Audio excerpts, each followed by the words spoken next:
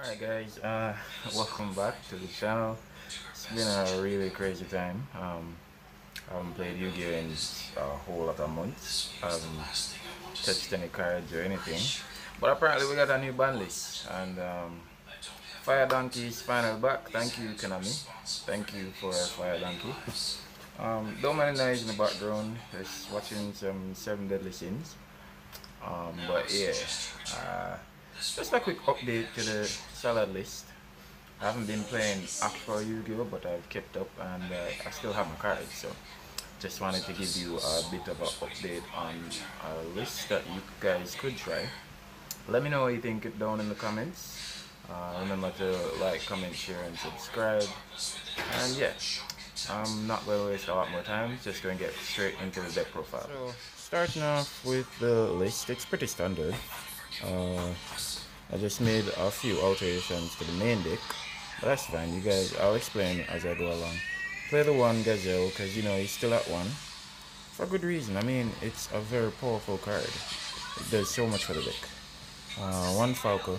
I'm yet to get this Ultra, but don't worry guys, I'll definitely bring out the deck. It's the only common card in the deck right now. Play one Sea Archiver because we got back Fire Donkey or Smaragd Stallion.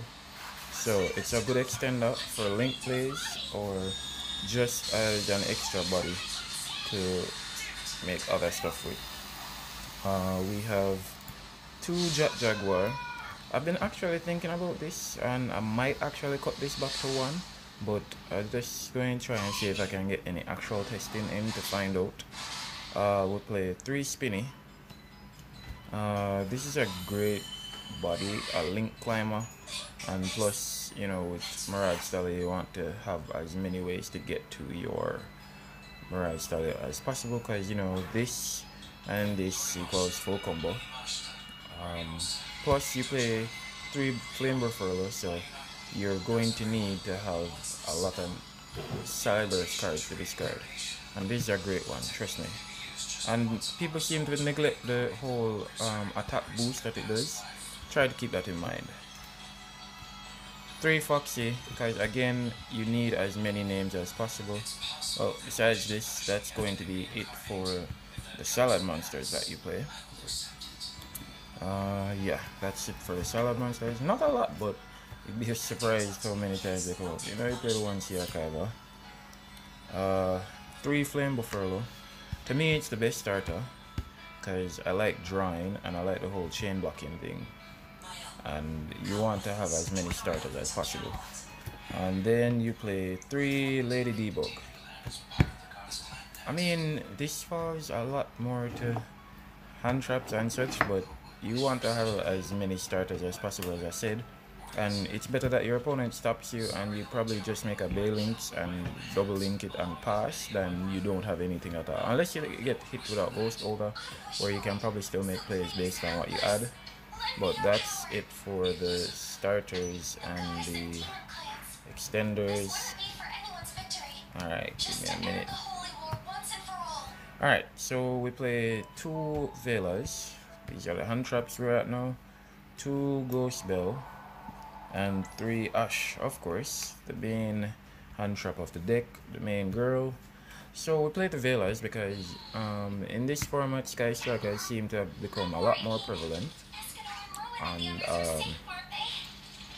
we don't have that well a matchup with them, so at every opportunity that you get to hinder their plays, it's always best to. And then with their whole thing where they remove our stuff from the grave and all of that, plus the Thunder Dragon matchup with that Thunder Dragon fusion, this stops it, and that does. I think this also gets to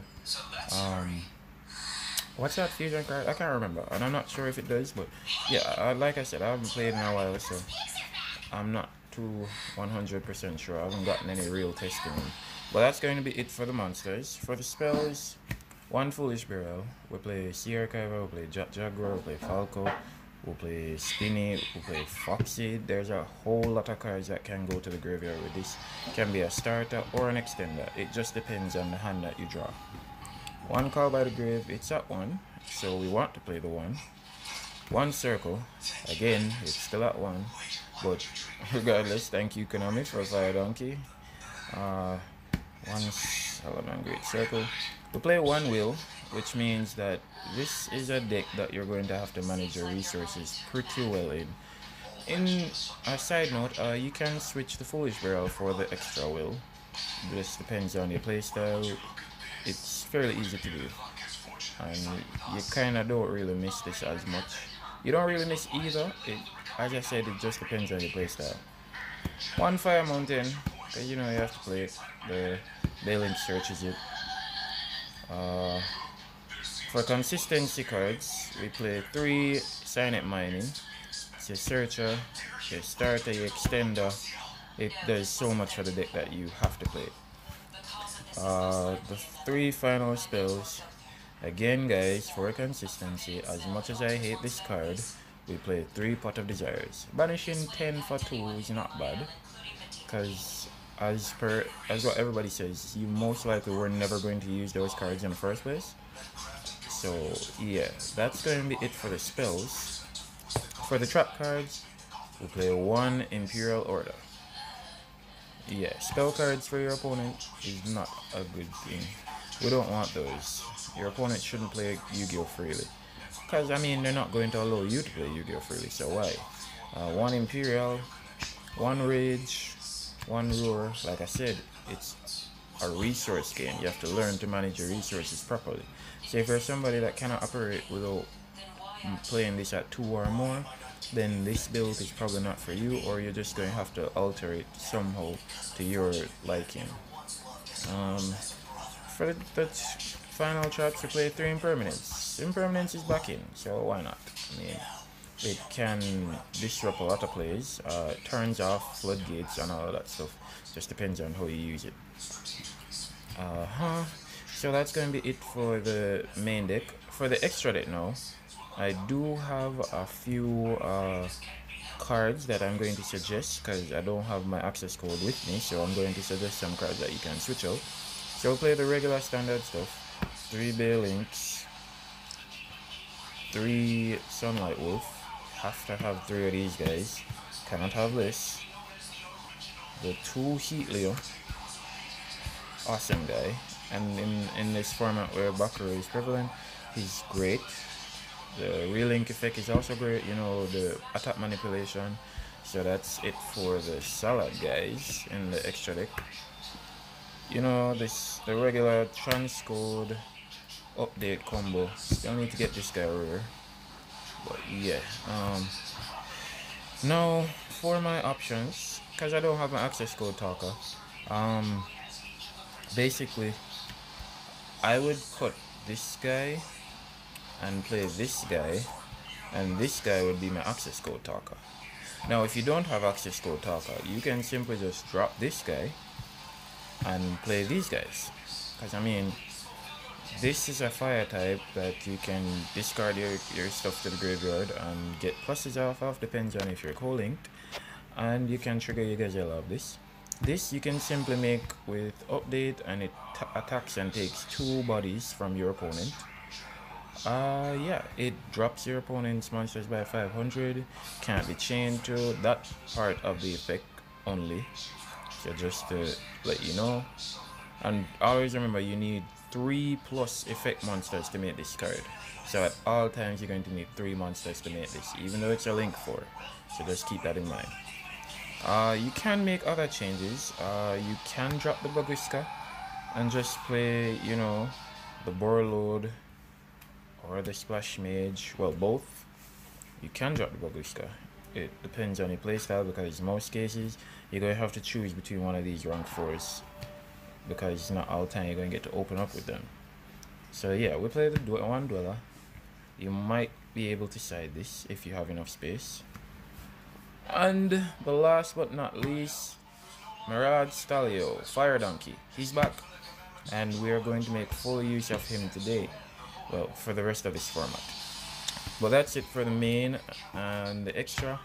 Just gonna give you guys a little hint at my side deck options for the meta. 1 Dino Wrestler Prankatops. It's too good a card not to play.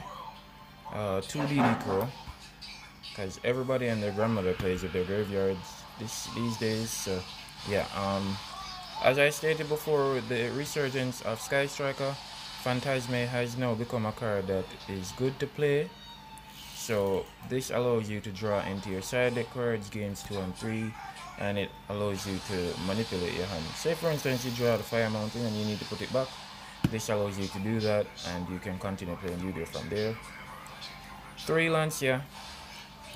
I wasn't really so sure about this, but I realized that it was a good card to have in every format, so I just opted to leave it at 3. 1 Harpies for the Duster. I mean, it cleans the board, what can I say? Now, I played 2 Cosmic Cyclones over Twin Twisters. While Twin Twisters does a lot more for you because it allows you to discard cards to get into the graveyard, this one gets around those Unchained matchups, those Eldritch matchups, because it just banishes the card. It gets around a lot more stuff than your Twin Twisters would, because it doesn't destroy, it banishes. 1 Red Reboot, because, you know, this plus this equals a bad day for anybody. Yeah. This plus this is always a bad day for anybody. And then the last card, this plus this equals a definite bad day for anybody. And I mean, you even and matched. They say Solemn Judgment, you Red Reboot, and then they're like, why? Especially if you have something like this. Because no matter what cards they keep, they're still going to lose everything. You get me? And then you get to play Yu-Gi-Oh, which is fun, and that's what you want to do. But guys, that's going to be it for my update and take on the deck. As usual, let me know down in the comments what you guys think. Like, comment, share, and subscribe. And you know, as always, keep those souls burning. I'm out.